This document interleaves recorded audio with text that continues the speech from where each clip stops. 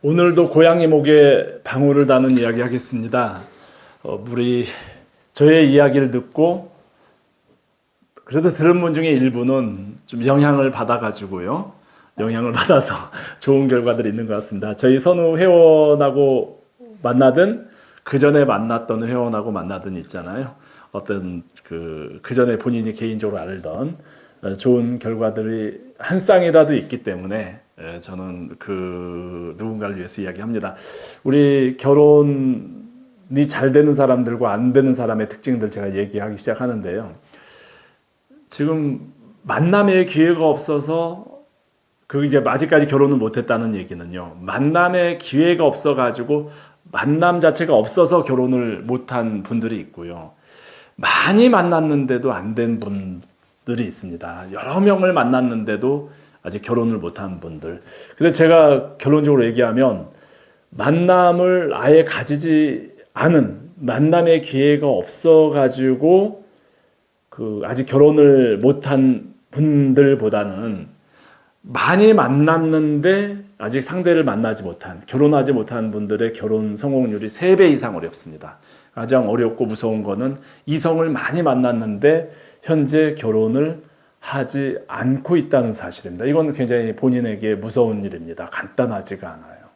항상 새로운 기회 온다, 미래 누군가를 만날 거라고 하지만 그 관성의 법칙이 있어가지고요. 만남의 관성의 법칙이 있어서 실제 갈수록 배우자를 만나서 결혼하기 힘들어집니다. 이유는 만남을 많이 가졌는데 안 되는 분들은 어쩌면 아시는 분들일 수 있지만 그건 뭐 왜 여러 명 만났는데 아직 결혼은 안 했는가라고 보면 첫째는 만난 상대가 여러분에게 호감을 느끼지 못했을 수가 있습니다.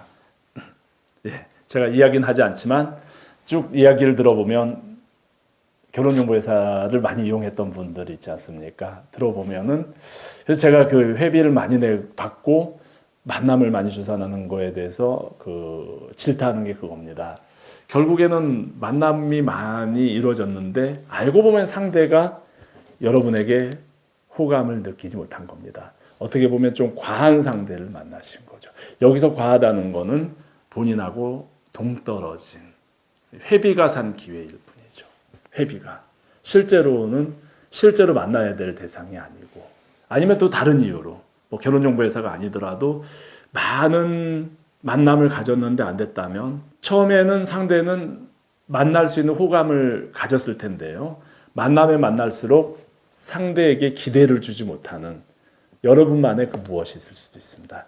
어떤 성격적인 면이 있었겠죠. 처음엔 좋아 보이는데 만나다 보면 아주 안 좋은 성격이 드러났을 수 있고요. 좀 과장되게 나를 표현했을 수도 있고요. 처음엔 좀 있는 것처럼 보이고 만났는데 알고 보면 좀 궁색하고 좀 많이 어려울 수 있고요. 처음엔 좀 많이 가정 환경이나 이런 게 좋은 줄 알고 만났는데 만나보면 그렇지 않을 수 있을 거예요. 그러니까 이런 이제 특징 중에 하나는 상대에게 호감을 주지 못한 특징 중에 하나는 자신이 과대 포장, 과대 평가되어 있는 경우들이겠죠. 반대인 경우. 만났는데 이거는 이제 당사자들만이 알아요. 실제 상대가 호감을 느꼈는지 안 느꼈는지는 커플 매니저들도 압니다. 그러나 이야기는 영원히 안 합니다. 이야기를 하는 거는 그 다음에 상처로 이어지기 때문이거든요. 일조 금이어져. 만난 사람의 평가는 이야기를 안 합니다. 그래서 착각들 많이 하세요. 내가 상대를 거절했을까? 근데 알고 보니 상대가 나를 거절했을 확률이 더 높고 그런 경우도 있고 다양하죠. 그래서 반대로 내가 이제 상대를 만났는데 상대로부터 마음에 들어하지 못하는 경우. 이게 더 또 무섭습니다. 그러니까 상대에게 호감을 느끼지 못하는 경우는 그 호감을 주지 못하는 요인을 좀 개선하면 되거든요.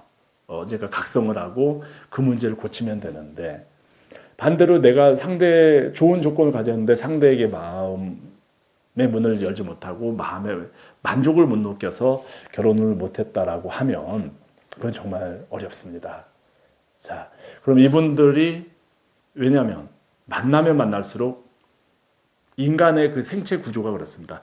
사람의 뇌 구조가 그렇습니다. 사람의 눈, 보는 눈이 그렇습니다. 만나면 만날수록 내가 살면 살수록 더 보는 시야는 넓어지고 깊어지거든요. 그럼 만나는 상대는 변함이 없는데 만족을 느낄 수가 없죠. 그 전에 그렇게 많은 상대를 못 만나서 못 만났는데 새로운 상대, 더 좋은 상대를 만날 확률은 희박합니다. 실제로 결혼한 분들의 대부분은 손절매를 한 사람들입니다. 그렇다면 여러분들의 최고의 선택은 뭐냐? 여러분들의 최고의 선택은 두 가지입니다. 하나는 손절매를 하는 거고요.